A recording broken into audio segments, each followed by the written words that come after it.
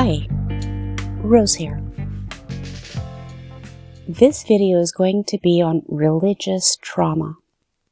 Have you ever heard of religious trauma? I personally feel that religious trauma is something that needs to gain better traction in the mental health field.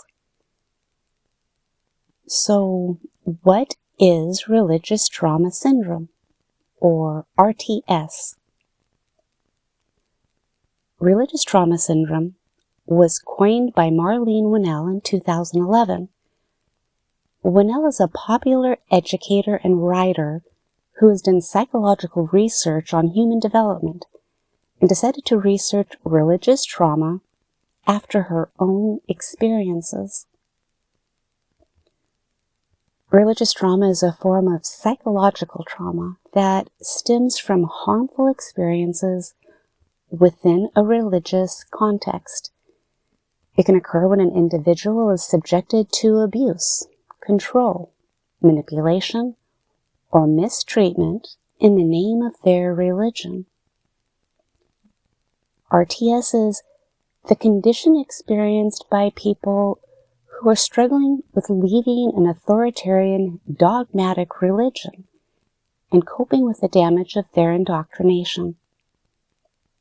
A person may have lived their entire life in an unhealthy religious community, but not become aware of its traumatizing impact until they leave that community.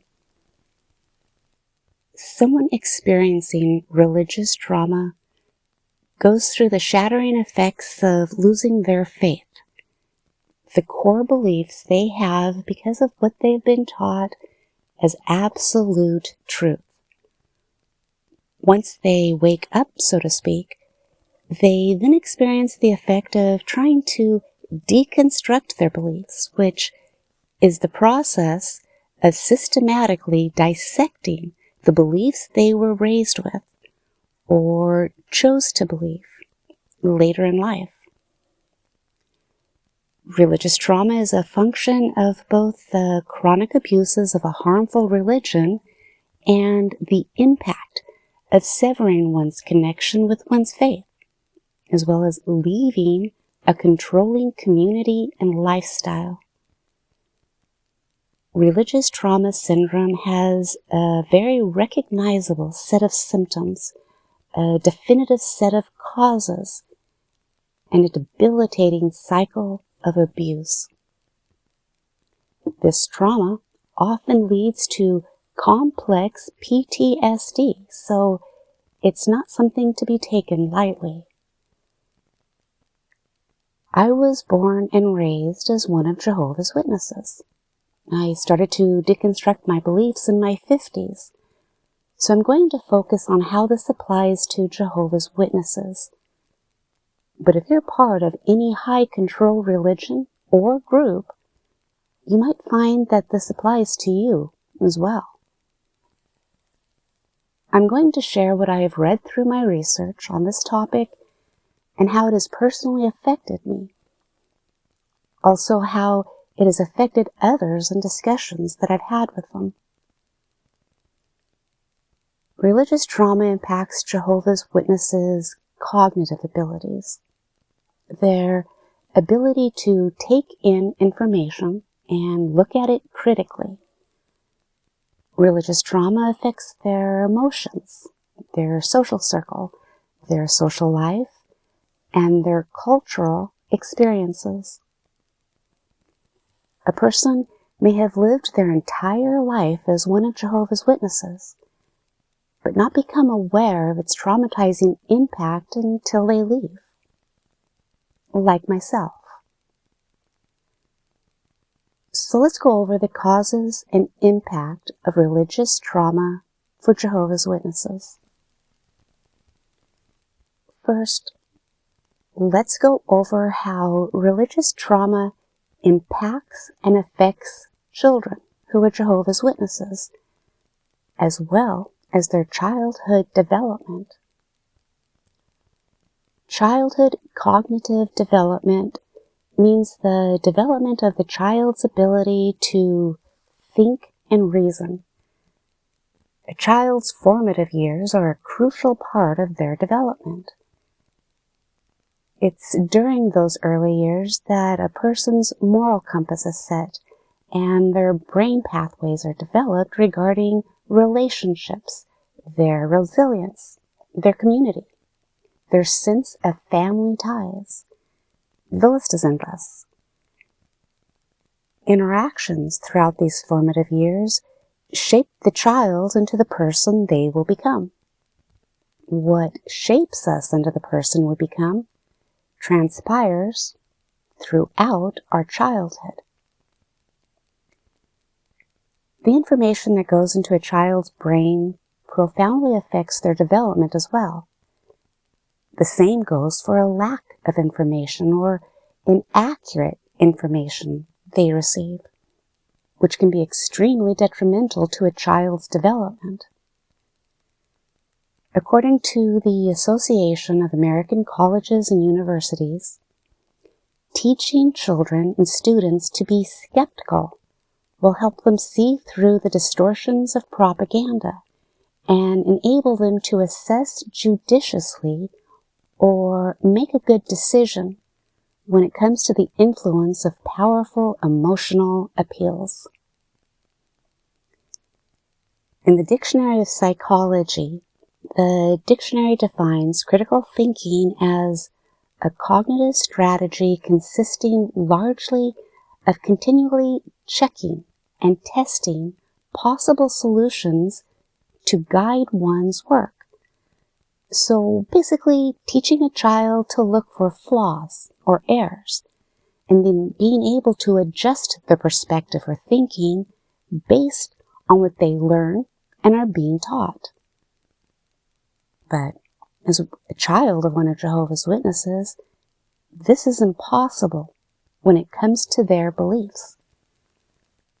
They aren't taught to check and test what they're being told and taught as absolute truths. Everything becomes black and white, right and wrong. Emotionally, they're also stunted. How? Emotional abuse comes in the form of severe indoctrination of their belief system.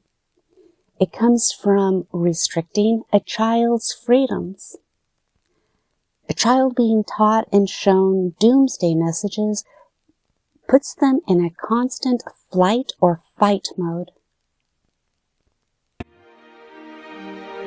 But whatever respite we may experience at that time will only be the calm before the storm, the final storm. Our spiritual prosperity will not go unnoticed. How can it? All other religious organizations will have been destroyed. We will be the only ones on this planet who are openly serving God. Gog of Magog, a coalition of all the nations, yes, a combination of the king of the north, the king of the south, and all other nations, will make plans to attack God's people. At that time, we will stand out as different and will appear to be defenseless. For this reason, Gog will devise an evil plan in a futile attempt to wipe out pure worship from the earth.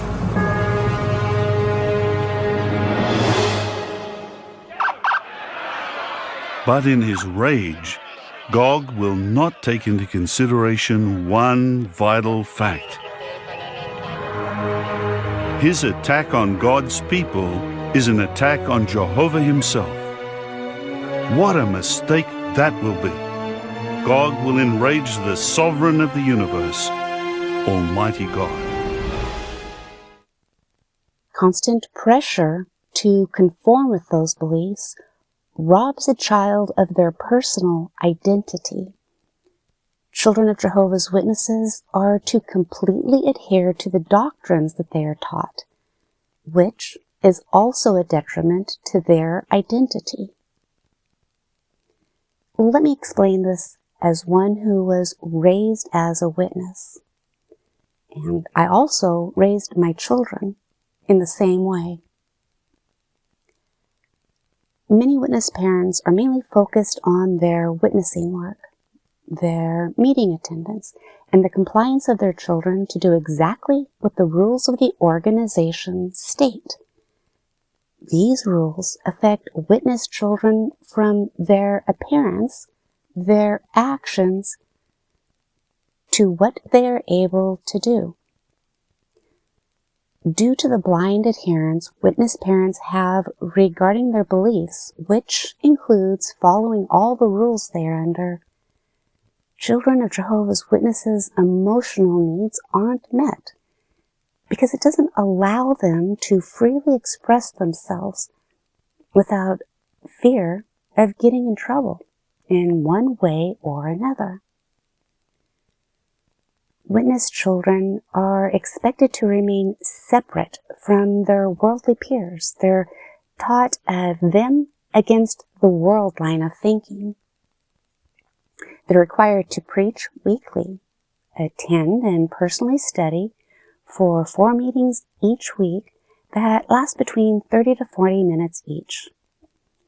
They also have to put one night aside each week for family worship. They're not allowed to celebrate birthdays or any holidays, including Christmas. Young adults are discouraged from getting a higher education and are encouraged to devote their entire lives to Jehovah God by growing their religion, bringing in other people to become members. A child who's fortunate enough to grow up in normal circumstances is allowed and even encouraged to develop their own personality, their own likes and dislikes, and even to pursue their passions. But in the world of a witness child, this is not allowed. Very early on, the child will learn that they're not important, how they feel, what's important to them, what they want to do, what they like or don't like, and even who they are as a person is secondary. The only important thing is their obedience to Jehovah and what they can do to please Him, no matter how great or small the sacrifices, as seen in the Caleb and Sophia cartoons that they're shown. Now, the denying of self is bad enough for an adult, but when this is embedded into a child's brain, it can be quite damaging and totally distort their life as an adult, as you'll come to see. Witness children are also exposed to literature and videos that are not appropriate to their age. This exposure as a young child can result in them having nightmares and chronic anxiety, which is not uncommon in children that are Jehovah's Witnesses. Parents are also encouraged to physically discipline their children. They're told not to hold back the rod so as not to spoil their child. It's not uncommon to see children as young as 2 being taken to the back room or to the bathroom during a meeting to be spanked if they're not sitting quietly for 2 hours. This discipline is also extended out into many witness homes. Witness children are told not to associate with anyone that is not a witness, which can lead to them feeling very isolated. During the holidays at school, if a classroom has any type of holiday party, a witness child is usually dismissed from the class. They're not allowed to participate in any after-school activities, and they aren't able to make any real friends or connections at school, because once school ends, all association stops. Many children will find themselves in a congregation that doesn't have any other children their age, leading to a feeling of isolation of any peers their age. While their peers at school are having normal childhood experiences, witness children are not allowed those same experiences. The onset of puberty, the time in life when a person becomes sexually mature, typically occurs between ages 8 and 13 for girls and ages 9 and 14 for boys. Teenagers have a normal sexual curiosity. As we go through puberty, hormones affect our bodies and emotions in new ways. This makes us curious about sex and more likely to have sexual thoughts and feelings. Teens start dating and having intimate relationships with peers their same age. Witness teenagers, however, are not allowed that sexual curiosity. Sex is forbidden until they're married. This results in witness teens having constant feelings of guilt or shame. Many teens find themselves in trouble for doing something that comes naturally for all teenagers. Because of this, many witnesses have gotten married right out of high school because they wanted to have sex. Religious trauma also impacts adults who are one of Jehovah's Witnesses, whether they were born and raised as one of Jehovah's Witnesses and continue to be one into adulthood, or they choose to become one later in life.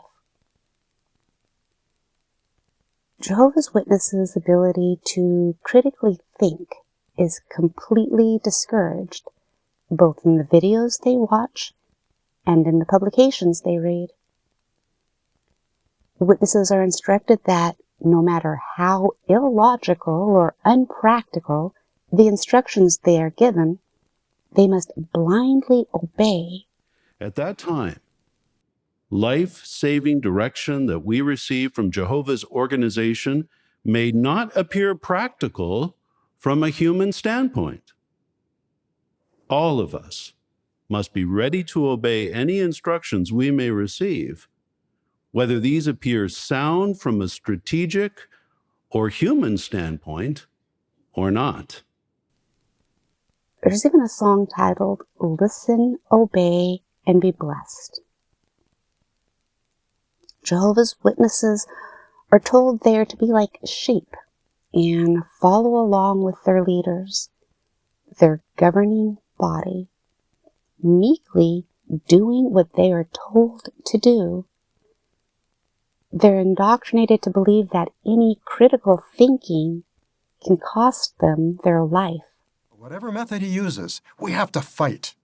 Our faith is involved, and our faith is worth fighting for. It's a gift from Jehovah. We have to hold on to it. It's a product of His Holy Spirit, so we have to put up a hard fight for our faith. By doing this, witnesses are indoctrinated to believe that something that is normal to think or question is wrong. So if they feel negatively about something that they experience or see or read, they are the one in the wrong. So their thinking abilities and feelings are stifled and actually stripped from them. They're taught dysfunctional beliefs while at the same time being indoctrinated to not think for themselves by asking any critical thinking questions. Any form of doing independent research that would make them think critically is taken away in two ways. The past history of the organization has been erased for Jehovah's Witnesses. Jehovah's Witnesses have been told over the last 3 or 4 decades to discard their older physical copies of the publications. And many of these past publications aren't in the library on their website at jw.org, which is the only approved website by their leaders, who, to witnesses, are considered the channel of God, the governing body. Witnesses are indoctrinated to not look back, but look forward. So, unless a witness does any research regarding old teachings outside of this approved website, they have no clue about the many different teachings over the last 145 years that have also been discarded. By limiting the information witnesses see, their governing body are able to control the only information they are allowed to look at. By doing this, the leaders are able to enforce their authority over every person associated within the religion. Witnesses are repeatedly told not to look at something they find on the internet or any media report that's negative about Jehovah's Witnesses or the organization. Due to cognitive dissonance, anything they look at that is negative gives them a bad feeling, which enforces the feeling they are told they will feel by looking at anything negative, which in turn gives control of information to their governing body. The threat of punishment of disfellowshipping is held over their heads. This punishment is severe. When one of Jehovah's Witnesses is disfellowshipped, their entire social and family circle shun them. They have very little, if absolutely nothing, to do with the disfellowship person. Disfellowshipping is now used like the Catholic Church leaders once used with their practice of excommunication to control their members. The same practices or methods the Catholic Church once used to gain complete control over its members, the governing body now use over anyone who is one of Jehovah's Witnesses or associated with them. This includes children or anyone who no longer believe in the doctrine and just don't want to be called one of Jehovah's Witnesses any longer. If a child under the age of 18 or an adult breaks any of the rules that they are given, or what witnesses consider committing a sin against God, or they just no longer want to be controlled by the organization's governing body, the leaders, and don't want to be associated as being one of Jehovah's Witnesses, they're threatened with disfellowshipping or complete shunning. Jehovah's Witnesses are indoctrinated and discouraged from associating with anyone who is not one of Jehovah's Witnesses. This includes family members who have left the religion, or even family members who are not one of Jehovah's Witnesses. Therefore, witnesses have no social circle outside of the organization, and they don't know how to function once they're out of the community or in the real world. Because witnesses aren't able to think for themselves due to this indoctrination, they have a very black and white viewpoint of life. Witnesses have been indoctrinated a very clear sense of what is right and wrong, and because of this, they have a difficult time making decisions with what they consider gray areas, conscience matters. They also have very little self-worth. Their entire lives center around obeying and serving the leaders. Witnesses give up their wants and needs in favor of what their governing body want them to do.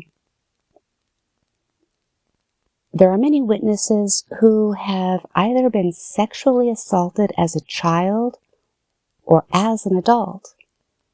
They're also many who have been physically abused by family members or a spouse. Many of these assaults go unreported to the authorities. Many times the victim is blamed for the abuse. Unhappy marriages are very common among Jehovah's Witnesses because many get married too young or for the wrong reasons, and divorce is not accepted except on the grounds of adultery. And if one of them does commit adultery, it usually results in that person getting disfellowshipped, shunned. Many witnesses find themselves on depression or anxiety medication of some sort. There are those who are PIMO, those who have learned about the history and false teachings of the religion and don't want to be associated any longer, but feel they have no choice except to remain in the organization for many reasons. They have to fake or pretend that they still have the same beliefs and practices. If anyone in their social circle or peers find out that they don't believe any longer and it becomes public, they can be disfellowshipped, shunned. So they find they have to hide their thoughts and feelings, who they are as a person. So the trauma is ongoing. This doesn't include the trauma inflicted upon them during the process of deconstruction that they go through. The deconstruction of their beliefs and their faith. That's a lot of trauma for somebody to go through. Religious trauma affects many who choose to leave the organization publicly as well. Those who leave find themselves completely isolated because their social and family circles are now shunning them. Until they're able to get on their feet and meet other people outside of those circles, they are, in a sense, completely isolated. Due to the isolation that they experienced while they were one of Jehovah's Witnesses, having no association with the outside world or the real world outside of the community, many coming out feel like fish out of water. They don't know quite how to function in social situations or family situations that they now find themselves in. Situations they've never found themselves in before. The emotional trauma continues for many who no longer have that same belief system. All ex-witnesses, whether they have publicly disassociated as one of Jehovah's Witnesses or they remain in as a PIMO, they need help with the emotions and mental pain they find themselves in. The trauma they go through once they wake up and start deconstructing their indoctrination, their belief system, as well as the trauma of the after effects of waking up. When they're not able to find someone to help them in recovering from this religious trauma, whether it's a friend, family member, therapist, or group of people who understands the trauma that they have endured and how it has affected them and impacted their lives, the trauma continues. This is the reason for this video. I not only want the outside world to understand what both Jehovah's Witnesses, as well as those who no longer believe as one, are going through. I hope the mental health community sees the need to educate themselves regarding religious trauma and the negative mental health effects of an unhealthy and harmful religious experience that these high-control religious groups have.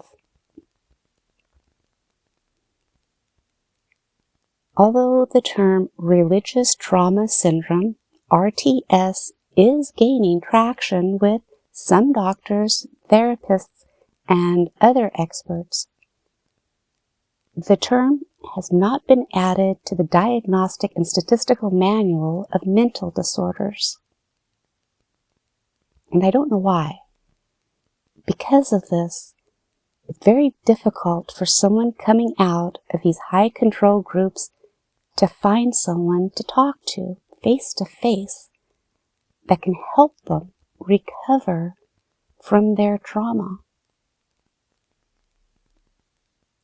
I'd love to hear your thoughts regarding religious trauma. Do you think religious trauma is real? Have you experienced it? If you have experienced it, did you find it difficult or easy to find someone in your recovery? Do you think it's important that the mental health community educate themselves regarding religious trauma? Well, I hope you're able to share this video with others. And please make sure to like it so that it gains the rhythm it needs by algorithms to be seen by others, as many people as possible. If you really liked it, please make sure to subscribe. As always, take care, stay strong, and thank you very much for watching.